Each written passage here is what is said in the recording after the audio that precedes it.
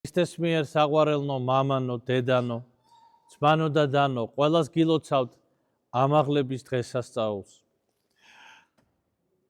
მოგეხსენებათ, რომ ამ მოვლენის შესახებ მოთხრობილია წმინდა წერილში.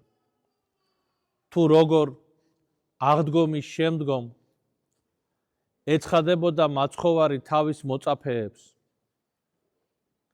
და განამტკიცებდა მათ რწმენაში. და აი ლუკას სახარებაში ნათქვამია, რომ ერთ-ერთი ასეთი გამოცხადებისას მან განუხნა თავის მოწაფეებს გონება, რათა ესმოდეთ წმინდა წერილის და უთხრა მათ, რომ წადით და იქადაგეთ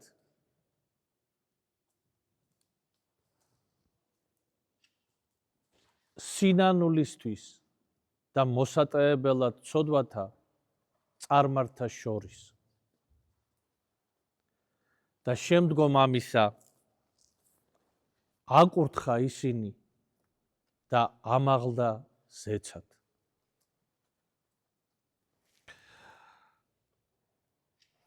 და ძვირფასო ძმანო და დანო, ჩვენ ტაძარშიც დავდივართ, ლოცვასაც ვკითხულობთ, წმინდა წერილსაც ვკითხულობთ, მაგრამ ჩვენ უფალს უნდა ვთხოვოთ, რომ ღმერთმა ჩვენ გაგვიხსნას გონება, რათა გვესმოდეს წმინდა წერილის სიტყვები. აი ზოგჯერ ადამიანებს ხვდები მე, რომლებიც კარგი ადამიანებიც არიან და თავს მორწმუნე ადამიანებადაც მიიჩნევენ და მრევლად ეკლესიისა. მაგრამ ის, რაზეც ჩვენ საუბრობთ, ეკლესიაში ზოგჯერ მათში იწვევს შეკითხვას, იწვევს რაღაცა ეჭვს. ისეთი მოვლენები, თქვათ, როგორც აღდგომა ქრისტესი, როგორც შობის მოვლენა, როგორ ეცხადებოდა ქრისტე თავის მოწაფეებს, მისი ამაღლება.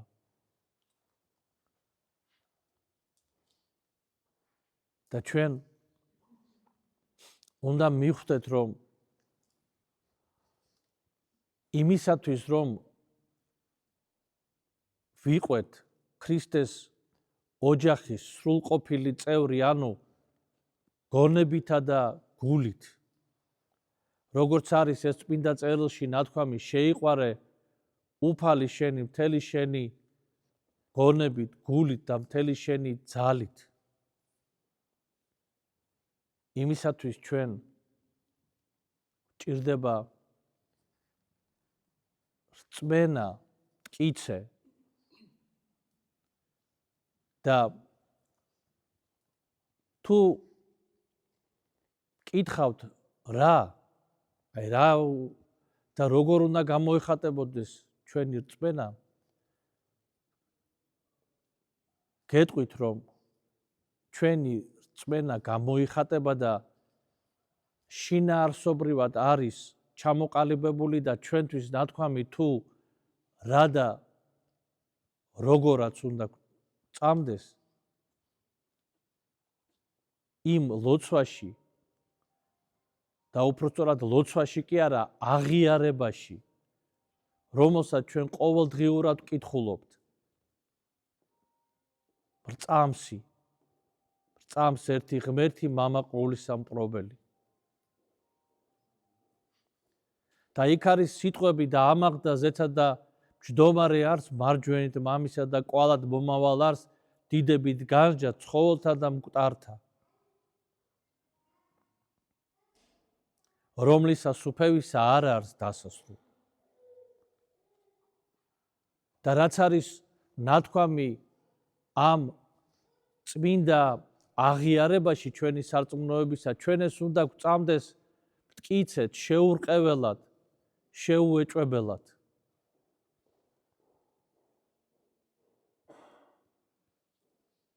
ის რომ ქრისტე ამაღლდა და ის რომ მოვა განსჯა ცხოველთა და მკვდართა და ამაღლდა ზეცად სხეულით, მაგრამ უკვე სხვაგვარი არამატერიალური სხეული და შეუძლებელი იყო ამ სხეულისათვის მატერიალურ სამყაროში მყოფობა.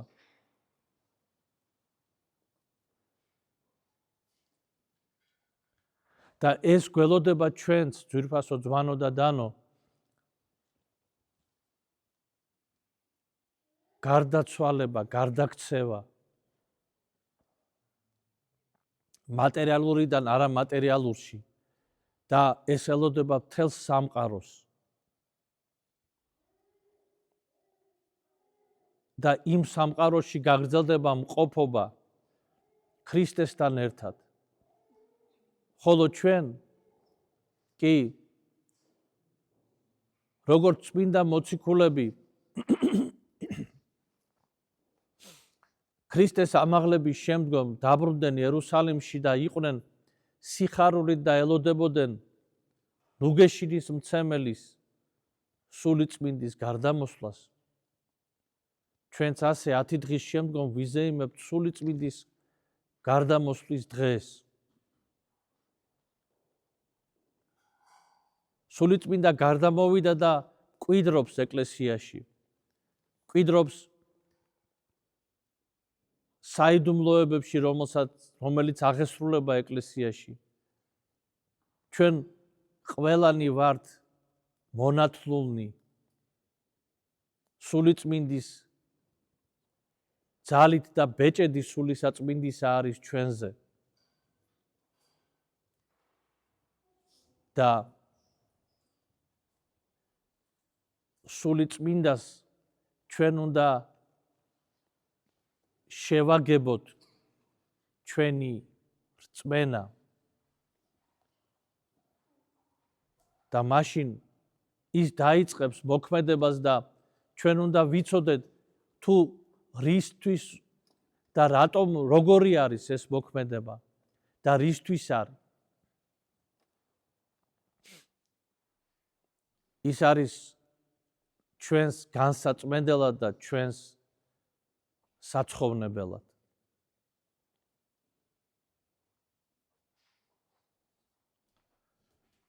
მის გარეშე შეუძლებელია განწმენდაც და ცხოვრებაც. და რომ იმოქმედოს მან, ჩვენ გვჭირდება, ჩვენში უნდა იყოს დამკვიდრებული რწმენა, ძვირფასო ძმანო და დანო. რწმენას უნდა ვეძიებდეთ ჩვენ. ისიც რწმენაც ღვთისაგანაა მოცემული ჩვენთვის. როგორც მაცხოვარი ეუბნება თავის მოწაფეებს, თქვენ კი არ გამომირჩიეთ მეო, არამედ მე გამოგირჩიეთ თქვენო. და მამისაგან ჩემი სახართო მოცემულებიო ჩემთვის.